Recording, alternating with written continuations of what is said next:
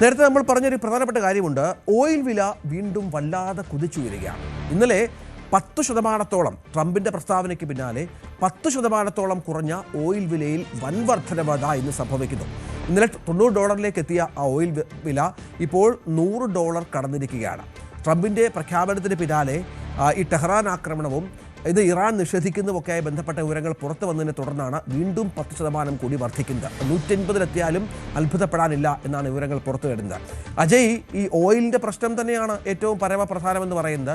Oil വില വീണ്ടും വർദ്ധിക്കും. ഇന്നലെ യുദ്ധം അവസാനിക്കുന്നു എന്ന് പറയുമ്പോൾ വലിയ താഴ്ചയിൽ നിന്ന് ഇപ്പോൾ വീണ്ടും ഉയരങ്ങൾ ഭേദിക്കാനൊരുങ്ങുകയാണ് ഓയിൽ. അതെ, ഇറാൻ തന്നെ ഇക്കാര്യത്തിൽ നിലവിലൊരു ഇന്നലെ വ്യക്തമാക്കിയത് ട്രംപ് ഓയിൽ വില, അത് ക്രൂഡ് ഓയിൽ വില കുറയാൻ വേണ്ടിയിട്ടാണ് യുദ്ധം അവസാനിച്ചു എന്നുള്ള രീതിയിലുള്ള കാര്യങ്ങൾ അത് മുന്നോട്ട് വെച്ചത് എന്നാണ് ഇറാൻ അവകാശപ്പെട്ടത്. ഇപ്പോൾ ട്രംപ് ഇന്നലെ പറഞ്ഞതിന് പിന്നാലെ ഏതാണ്ട് അത് തെളിയിക്കുന്ന രീതിയിലുള്ള കാര്യങ്ങളാണ് നമുക്ക് മാർക്കറ്റ് റേറ്റിൽ കാണാൻ സാധിച്ചതും. അതായത് ഏഷ്യൻ മാർക്കറ്റിൽ കാര്യമായിട്ടുള്ള പുരോഗതി ഉണ്ടാകുന്നു. അതുപോലെ തന്നെ ക്രൂഡ് ഓയിൽ വില 10% കുറഞ്ഞ് $90 പെർ ബാരൽ എന്നുള്ള നിലവാരത്തിലെത്തുന്നു. എന്നാൽ ഇറാൻ ഈ വാദങ്ങളെല്ലാം നിഷേധിച്ചതിന് ശേഷം, ട്രംപ് പറഞ്ഞ ഈ യുദ്ധം അവസാനിക്കുന്നു എന്നുള്ള ഒരു വാദങ്ങളെല്ലാം നിഷേധിച്ചതിന് ശേഷം ചൊവ്വാഴ്ച രാവിലെയോടെ ഇത് വീണ്ടും ഉയരുകയായിരുന്നു.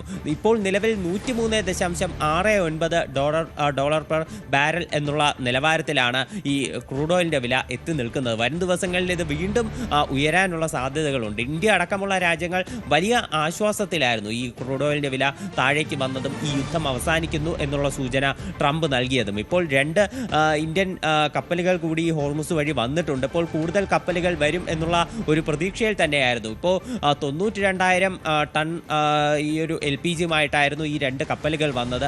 എന്നാൽ ഇന്ത്യയുടെ ഒരു മാസത്തെ ആകെ ഉപഭോഗം എന്ന് പറയുന്നത് 3.3 മില്യൺ ടൺ LPG ആണ്. അപ്പോൾ ഇതിൻ്റെ ഒരു ചെറിയ അളവ് LPG മാത്രമേ നമുക്ക് ലഭിച്ചിട്ടുള്ളൂ. ഇതിൽ കൂടുതൽ നമുക്ക് വരും ദിവസങ്ങളിൽ ലഭിച്ചില്ലെങ്കിൽ അത് ഇന്ത്യ അടക്കമുള്ള രാജ്യങ്ങളെയും വലിയ പ്രതിസന്ധിയിലാക്കും. ഇന്ത്യ മാത്രമല്ല, ഇപ്പോൾ ദക്ഷിണ കൊറിയ ഉൾപ്പെടെയുള്ള രാജ്യങ്ങൾ ഇറാനുമായി ചർച്ച നടത്തിയിട്ടുണ്ടെന്നാണ് വിവരം. ജപ്പാൻ 2 ദിവസം മുൻപേ ചർച്ച നടത്തിയിരുന്നു. അപ്പോൾ ജപ്പാന്റെ കപ്പലുകൾക്കും അനുമതി നൽകാം എന്നുള്ളൊരു ധാരണയിലാണ് ഇറാൻ ആ ചർച്ച അവസാനിപ്പിച്ചത്. ഇപ്പോൾ ദക്ഷിണ കൊറിയ ചർച്ച നടത്തി എന്നുള്ള വിവരമുണ്ട്. അപ്പോൾ അവരുടെ കപ്പലുകൾക്കുൾപ്പെടെ ഇനി അനുമതി നൽകുമോ എന്നുള്ള കാര്യം വലിയൊരു ചോദ്യചിഹ്നമാണ്. അപ്പോൾ എന്തായാലും ഈ ക്രൂഡ് ഓയിൽ വില ഉയർന്നത് കാരണം കൂടുതൽ രാജ്യങ്ങൾ ഇറാനുമായി ചർച്ചയ്ക്കായി മുന്നോട്ട് വരാനുള്ള സാധ്യതകളുണ്ട്. എന്തായാലും ഇത്തരം കാര്യങ്ങൾ അമേരിക്കയെ അത് കൂടുതൽ വെട്ടിലാക്കുകയുള്ളൂ. അമേരിക്കയ്ക്കുള്ള ഒരു പ്രാധാന്യം, അന്താരാഷ്ട്ര തലത്തിലുള്ള ഒരു പ്രാധാന്യം അത് കുറഞ്ഞ് എല്ലാ കണ്ണുകളും ഇറാനിലേക്ക് വരുന്നതും ട്രംപ് ഭയത്തോടെ തന്നെയാണ് നോക്കിക്കാണുന്നത്. തീർച്ചയായും അജയ്, സുധാ ബിജുവാണ് വിശദമായ റിപ്പോർട്ടുകൾ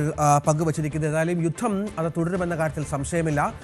ട്രംപിന്റെ പ്രസ്താവനയോട്, ട്രംപിന്റെ അവകാശവാദത്തോട് യോജിക്കാൻ ഇസ്രായേൽ തയ്യാറായിട്ടില്ല. അത് പൂർണ്ണമായും ഇറാൻ നിഷേധിക്കുന്ന പശ്ചാത്തലവും ഒരുങ്ങി വരികയാണ്.